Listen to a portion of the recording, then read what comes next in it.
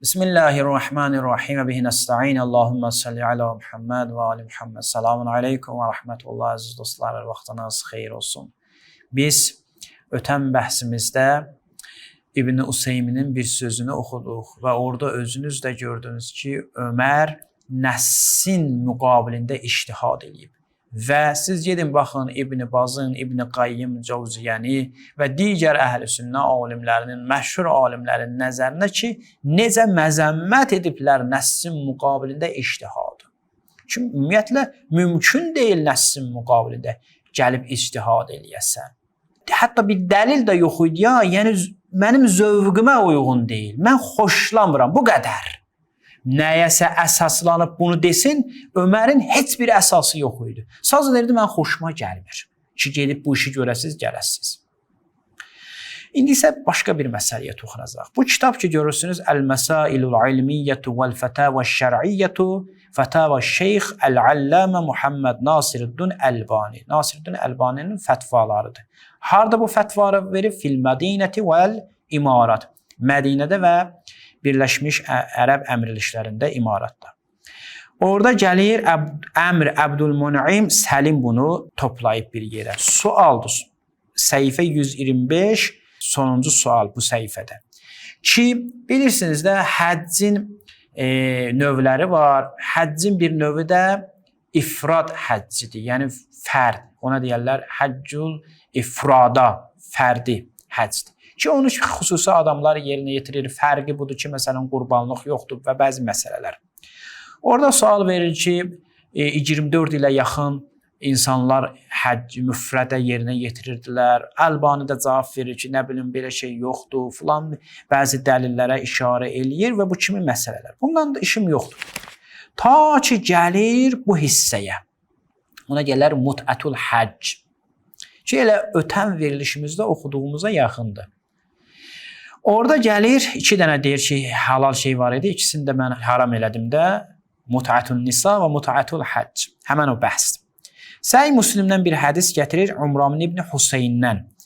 Hüseyn saddan yazılır, sinlə yazılmır.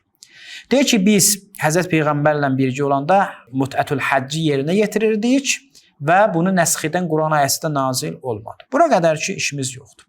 Amma Ömər ictəhədə. Thumma qala rəculun bi rəyihi maşa. Sonra bir kişi gəldi, öz rəyini dedi. Diqqət eləyin.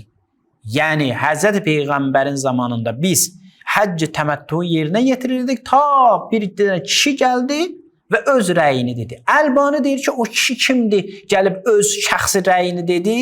Əlbani deyir ki, Ömərdir. İctəhədə fənəhən nəsə anit təməttü və insanları o təməttüdən, həmən o bəhs ki elədik ya, həmən o İbn Useymin ötən verilişimizdə o bəhs ki, təməttüdən çəkindirdi. Sual yaranır, yaxşı burada nəs var daxı, yəni xəbəri yoxdur, deyir, yox, cahil deyildi. Bəs nə idi? Və huvə leysə bil cahil. Lakin bəda ləhu şeyun, bir şey onun üçün aşkar oldu. Nədir aşkar olan? Aşkar olan bu idi ki, bu işi görmək yaxşı deyil.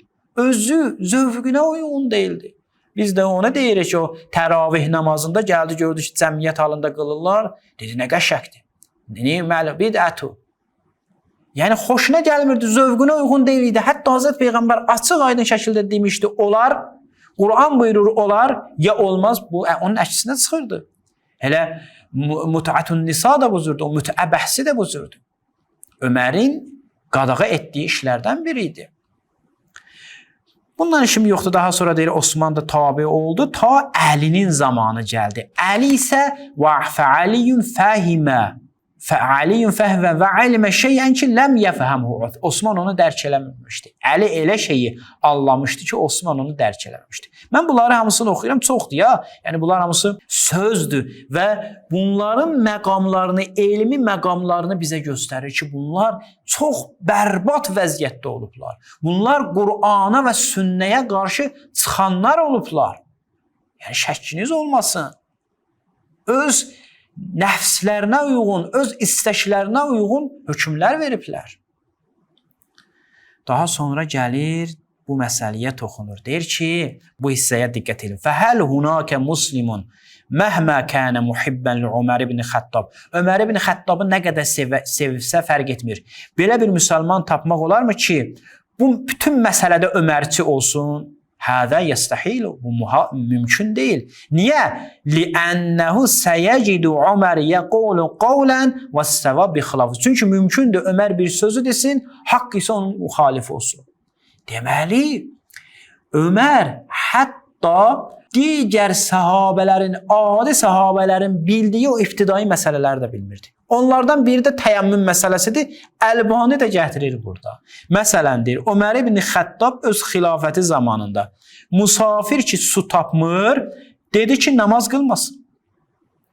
Bir nəfər gəldi, var da bu hədis mənbələrində. Dedi ki, ağa, mən getmişəm, indi Əmir əl-Müminin Ömərə deyir. Getmişəm çöllü, bayırda, ya məsələn, uzaq bir yerə, yanımda da su yoxdur. Namazın vaxtıdır, dəstəmaz almalıyam. Nə etməliyəm? Ömər dedi ki, namaz qılma. Nə qədər ki, su tapmamısan, namaz qılma. İndi buna işarə edir. Deyir, orada olan Əmmar Yasir dedi ki, axı belə deyil, ey Əmir əl-Müminin, biz bir yerdə idik, yadına gəlmir. Biz Peyğəmbər buyurdu, biz özümüzü deyək toza biləşdirdik, yəni xülasə təyəmmüm elədik. Ömər nə dedi? Ömər dedi ki, mən bunu unutmuşam. Qalə Ömər la əzkuru, xatırlamıram. Və hətta bəzi yerlərdə gəlib ki, baxın hədisə deyir ki, daha danışma bu haqda. Amma burada indi gətirir ki, Əmmar Yasir dedi ki, danışmayım. Amma Ömər dedi ki, özün bilərsən də. Yəni. Amma halbuki hədisdə baxarsınız, dedi ki, danışma daha bu haqda. Baxın, yəni bu İslamın ibtidai məsələsini, təyəmmümü bilmirdi. Əbu Musa Əşəri nəql edirlər. Səhv etməsəm Əbu Musa Əşəri olur. Onların mötəbər Səhih Müslimdə səhv etməsəm bu hədis gəlir. Gəlir, qapını döyür və Ömər cavab vermir. 3 dəfə qapını döyür, çıxır gedir. Deyirlər, soruşur kimdir? Deyirlər Əbu Musa Əşəridir. İşi var idi, başı qarışıq idi. İşi qurtarandan sonra deyir ki, deyin gəlsin. Deyirlər, ağa getdi, ey Əmir əl-Müminin, getdi. Niyə getdi? Çağır onu. Gedib çağırdılar, dedi, axı niyə getdin sən? Dedi ki, Peyğəmbər buyurub ki, 3 dəfə çağırın. Əgər sizə cavab verməsələr, salamınızın cavabı verməsələr, çıxın gedin. Deyir, bunu Peyğəmbər buyurub. Deyir, bəli, Peyğəmbər buyurub. Və nəhayət cavan bir dənə sahabə gəlir, adı da gəlib. Deyir ki, bəli, Həzrət Peyğəmbər bunu buyurur. Ömər orada bir söz deyir. Deyir, mən Həzrət Peyğəmbərin kəlamını fürsət tapmamışam eşidəm sözlərini. Niyə? Ticarət məni bu işdən yayındırıb, sünnəni eşidəm. Peyğəmbərin kəlamlarına qulaq asam. Tacir idi. Gedin baxın siz. Özə işi nə idi? İşi dəllallıq idi. Dəllallıq edirdi. Bizim elə sözümüz budur. Həzrət Əli kimi bir şəxs qalıb, necə ola bilər ki, elmi baxımdan bu qədər ki, onun fəziləti barəsində nəql olunub hədislər və belə bir şeylər tapa bilməzsiniz, gəlib Həzrəti Peyğəmbərə hörmətsizlik eləsin. Ya elmi baxımdan elə bir söz desin ki, Qurana qarşı olsun, sünnəyə qarşı olsun. Siz baxsanız, Həzrəti Peyğəmbərin necə ardınca gedirdi, necə sünnəyə əməl edirdi və müxalif olurdu. O müxalif olduğu məsələlərdən də biri bu idi ki, Həzrət Əli idi ki, 1-ci, 2-ci xəlifə, 3-cü xəlifə hamısı bu işi görürdülər. Yəni həcci təməttüü yerinə yetirmirdilər. Amma Əli dedi ki, bunu yerinə yetirmək lazımdır. Niyə? Çünki Peyğəmbərin sünnəsidir. Bəs necə ola bilər ki, siz Əli kimi şəxsi qoyub gedirsiniz o adamlar ki, hətta ibtidai məsələləri bilmir, onların sorağına. İnşallah Allah təbarək və təala bizi Həzrət Əli əleyhissalamın vilayətini tanıyanlardan və o yolu gedənlərdən qərar versin. Vəssalamu aleykum və rəhmətullahi və bərəkatuhu.